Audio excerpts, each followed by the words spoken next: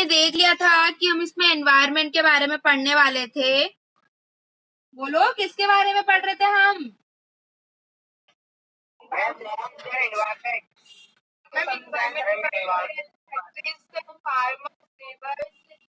कैसे अपन लोग पहले स्टार्टिंग करते हैं बिजनेस के लिए, पहले लैंड खरीदते हैं, फिर फैक्ट्री बनाते हैं, फिर लेबर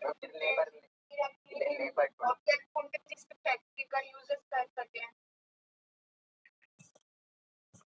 हमने इतना पढ़ लिया था मतलब? यस मैम, पढ़ लिया था। हमने एक एग्जाम्पल दिया था। क्या दिया था? पेन का एग्जाम्पल दिया था। ओके। कि पहले पेन बनाने के लिए क्या चाहिए रहेगा? तो सभी को याद है? Yes ma'am.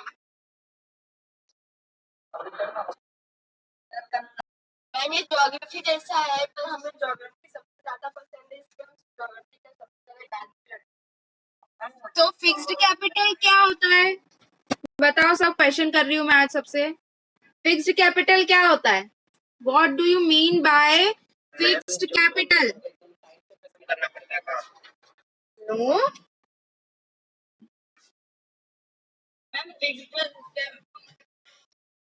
वो कैपिटल जो कि फिक्स्ड हो। एक फैक्ट्री में फिक्स्ड कैपिटल क्या क्या हो सकते हैं? Tools, machines. अरे हो सकते नहीं हो सकते, रिस्पॉन्स तो करो, है ना? तो इसको हमने क्या बोला था? फिक्स्ड कैपिटल बोला था। अच्छा, इकोनॉमी क्या होता है? इकोनॉमी रिलेटेड टू रुपीस और मनी से रिलेटेड होता है। हाँ, और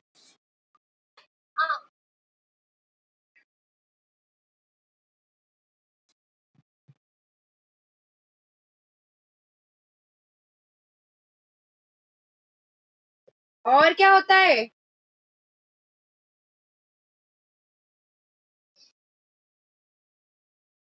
चलिए तो हम स्टार्ट कर देते हैं। अब क्वेश्चंस बहुत हो गए, है ना?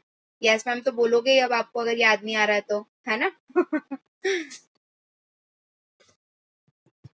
तो हम फार्मिंग इन पालमपुर देख लेते हैं। हमने सारी चीजें देख ली थी, है ना? फिक्स्ड कैपिटल देख लिया था, वर्किंग कैपिटल भी देख लिया था हम लोगों ने, और बहुत सारी चीजें हम देख चुके थे। तो हम अब देखेंगे कि पालमपुर में फार्मिंग कैसी थी, ठीक है?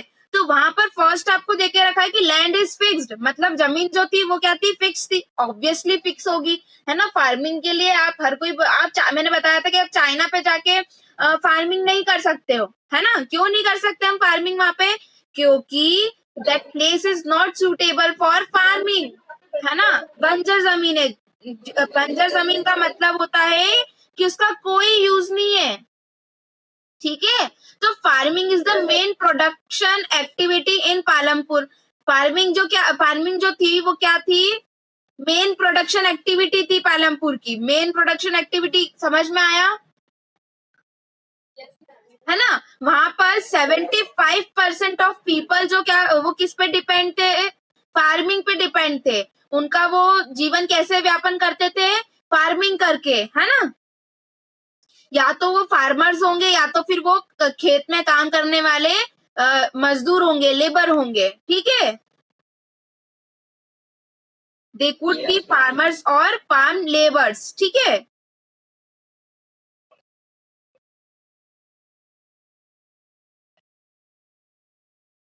पर क्या होता है कि जो फार्मिंग के लिए जो एरिया था वो पहले से ही फिक्स्ड था, है ना? तो 1960 में पालमपुर में क्या हुआ?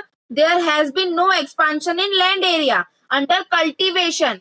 मतलब 1960 में पालमपुर में कोई भी एरिया ऐसा डिवाइडेड नहीं था कि इतना एरिया जो रहेगा वो क्या रहेगा? फार्मर्स के लिए रहेगा, इतने में डेवलपमेंट होगा एंड ऑल।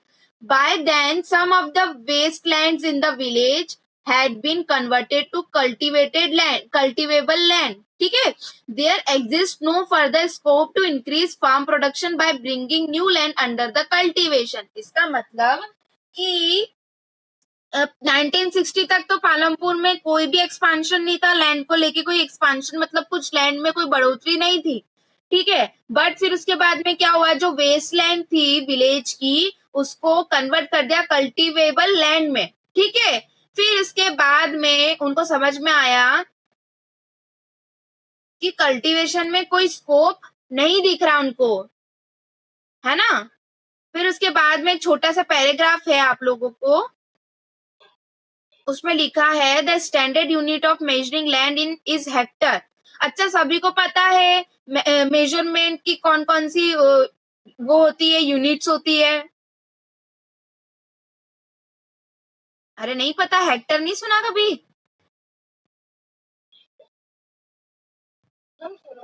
है ना। तो लैंड को मेजर करने के लिए हम लोग क्या यूज करते हैं, हेक्टर यूज करते हैं। Through in village you may find land area being discussed in local unit such as bigha, है ना, बीघा, गेंथा एक्सेट्रा। मतलब कि विलेजेस में कुछ ऐसे इतने बीघा जमीन है ना। और ये गेंथा तो मैंने नहीं सुना, बट हाँ बोला है तो होगा। 1 Hector equals the area of square. 1 Hector कितने उसका वो था, 100 मीटर्स इक्वल्स टू 1 हेक्टर, ठीक है। ये आपका मैथमेटिक का है, बट हमको यहाँ पे भी दे के रखा है। Can you compare the area of 1 Hector field with the area of your school ground. क्या हम हमारे स्कूल ग्राउंड के एरिया को हम क्या कंपेयर कर सकते हैं 1 हेक्टर फील्ड से? इट हाँ बोलो ना, नहीं कर सकते हो क्या? ठीक है। फिर उसके बाद में सेकंड में देके रखा है is there a way one can grow more from the same land.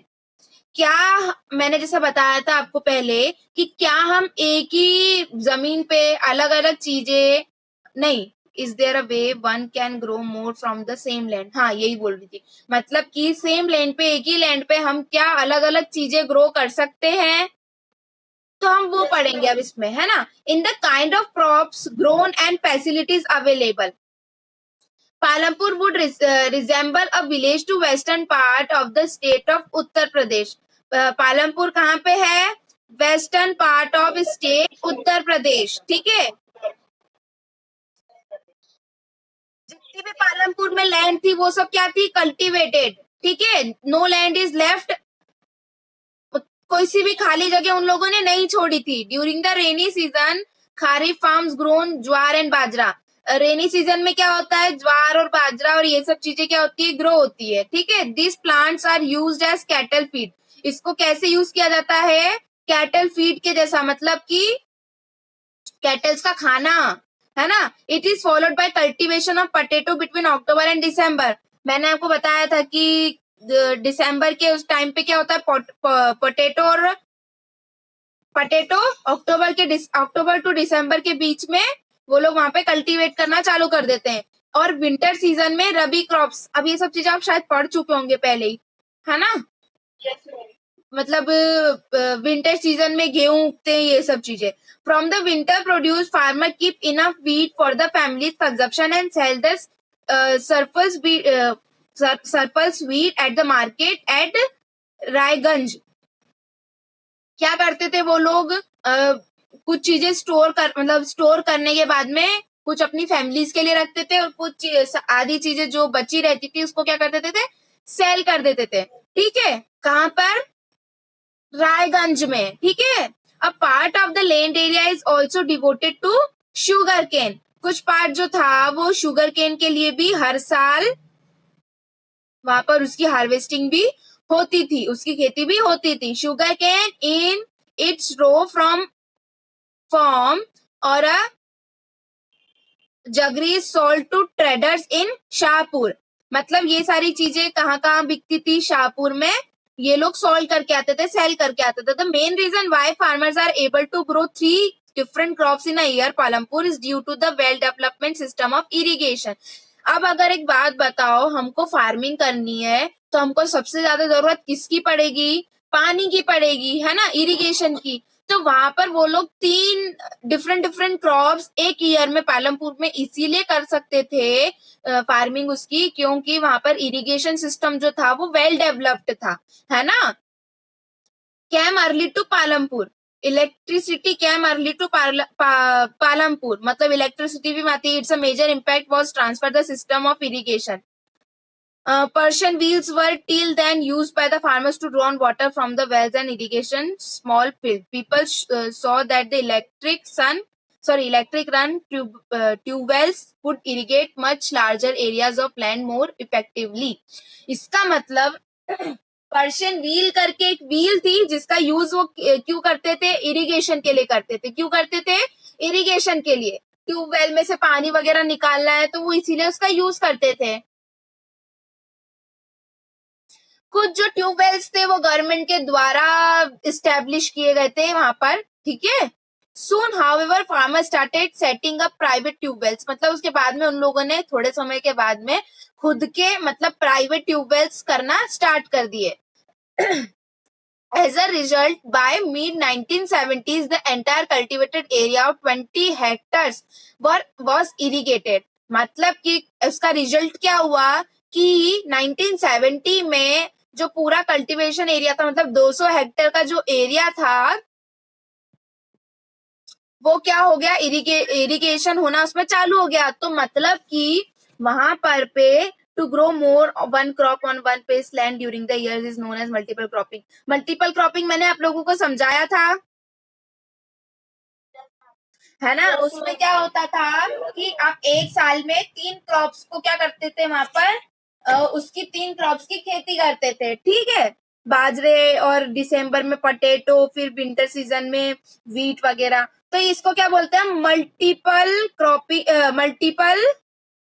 Cropping बोलते हैं, है ना. तो अब इरिगेशन सिस्टम वहां का अच्छा था, उन लोगों ने प्राइवेट ट्यूबवेल्स खोल सेटअप कर लिए थे. तो फिर क्या हुआ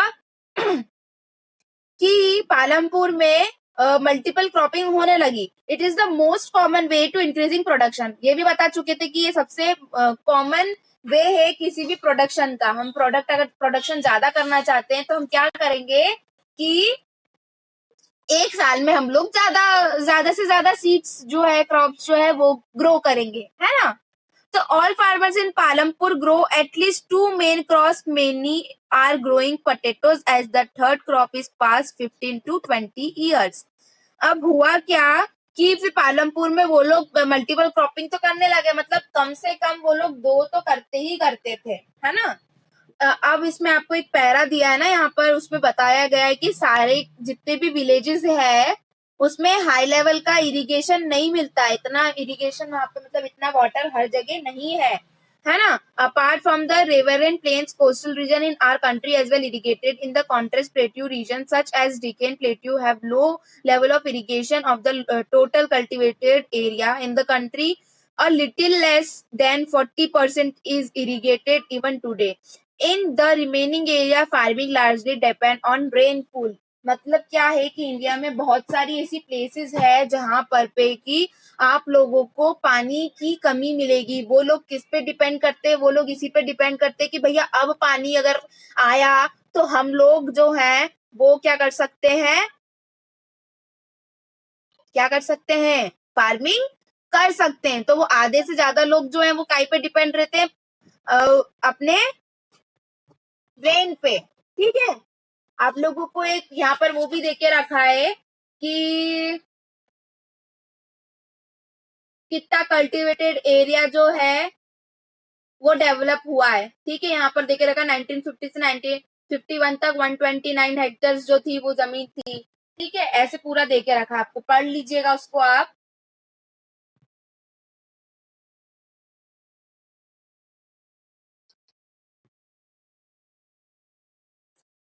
इसमें बताया गया है कि कैसे कैसे ये ग्राफ के थ्रू भी समझाया गया है आपको कि कैसे कैसे चीजें बढ़ी, वहां पर कितनी जमीनें हमको मिली. अब 2014 से 15 तक में मतलब कि आपका 1990 से तो 2015 तक कंटिन्यूअसली 156 155 यही जो है हेक्टर्स को